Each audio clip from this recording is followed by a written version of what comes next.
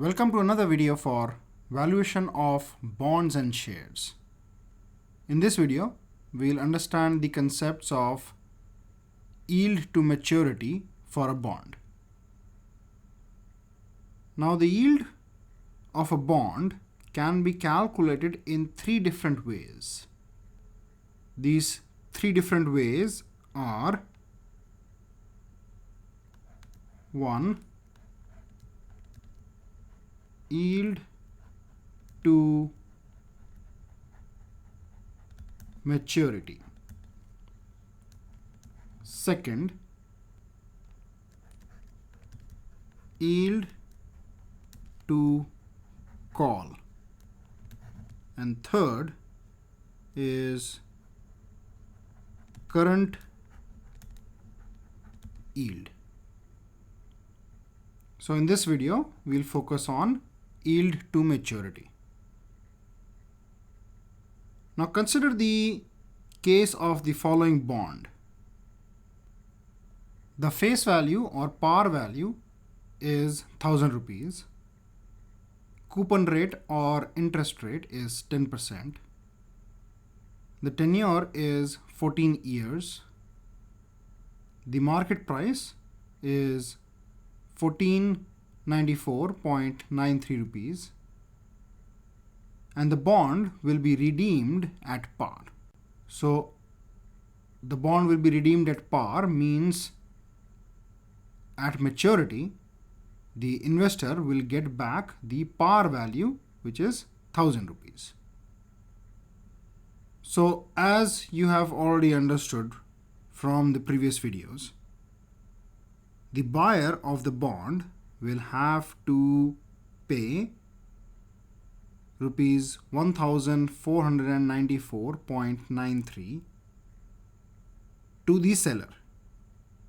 So his investment is this amount here. Now the interest of 10% will be calculated on 100 rupees,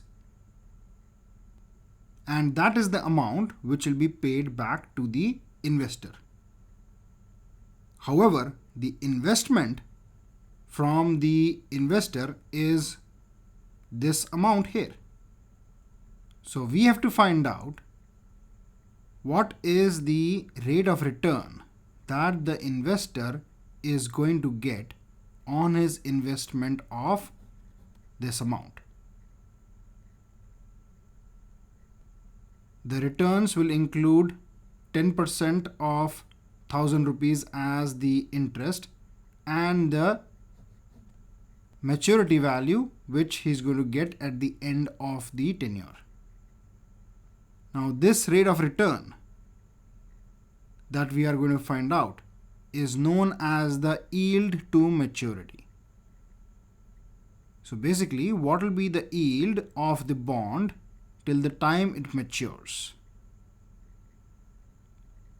And the yield to maturity considers both the interest income and any capital gains or loss.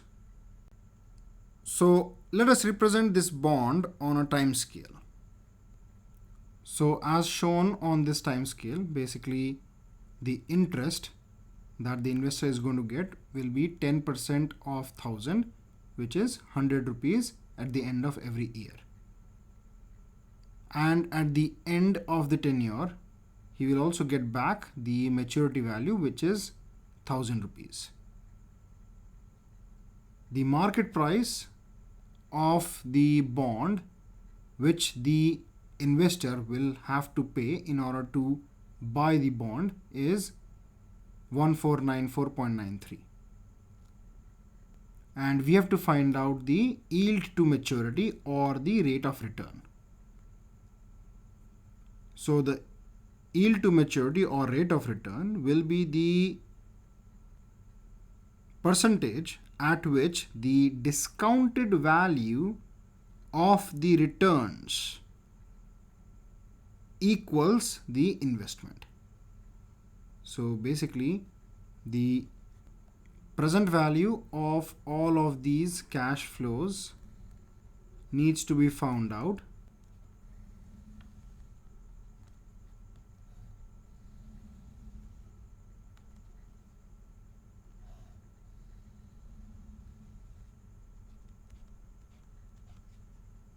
let's say this is PV1, PV2, this will be PV13, PV14, PV15. So the addition of all of these present values will be equal to this value of the bond at the rate of return. In other words, the yield to maturity is the rate of return at which the discounted value of the cash inflows is equal to the investments. This calculation reminds me of the internal rate of return calculation, which is discussed in detail in the capital budgeting chapter. So please refer to those videos as well. Now the negative sign is only symbolic to show that this is an outflow, while the positive signs show that these are cash inflows. So basically here, let's say this is B0. So B0 is equal to PV1 plus PV2 plus PV13 plus PV14 plus PV15.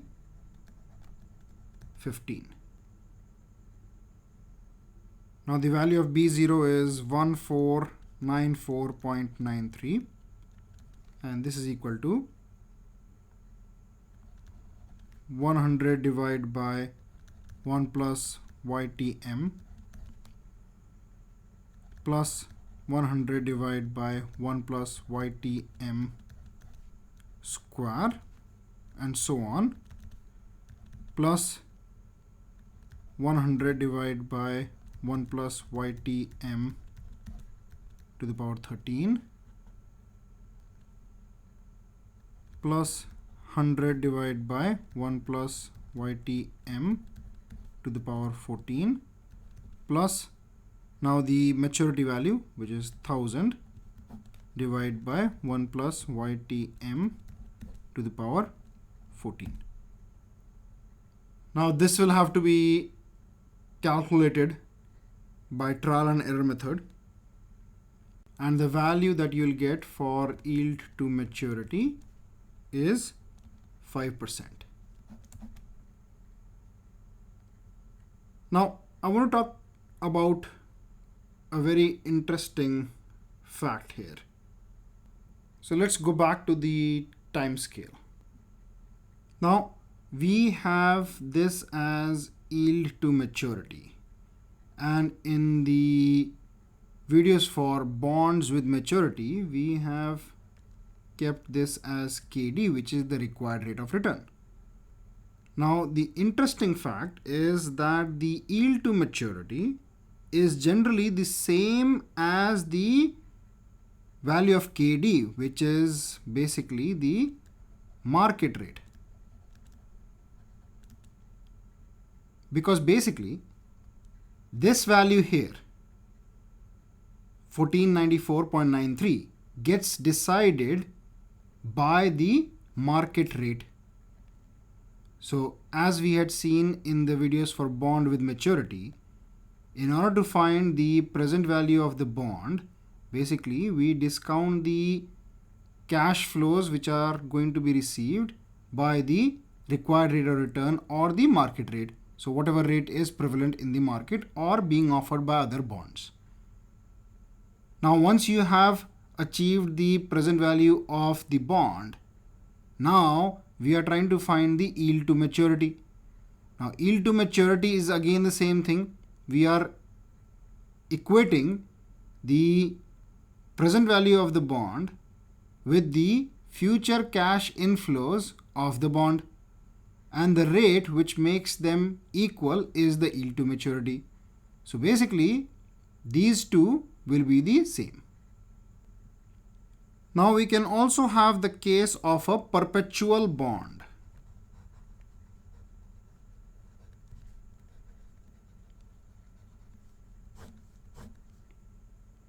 So what are perpetual bonds?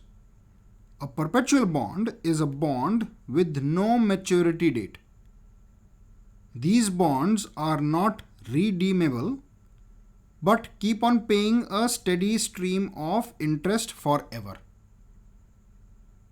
So if I try to draw the time scale will be something like this. So 0, 1, 2, 3 and so on. So there is no maturity date. The interest, let's say, is 100, and let's say the present value will be 1494.93. This is just an example, and this here will be yield to maturity. Now if you recall the videos covered on perpetuity in the chapter time value of money, you will note that the present value of perpetuity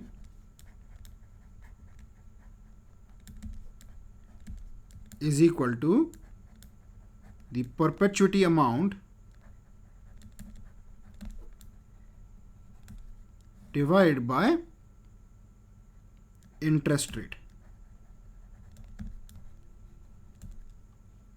This amount which is being paid on a regular basis is known as the perpetuity amount.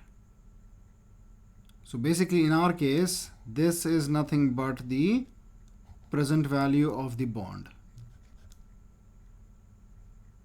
and this is nothing but the interest that we are getting, and interest rate is nothing but the yield to maturity. So in this example, 1494.93 is equal to 100 divided by yield to maturity, or yield to maturity is equal to 100 divided by 1494.93, or yield to maturity is equal to 0.0668, which is same as 6.68%.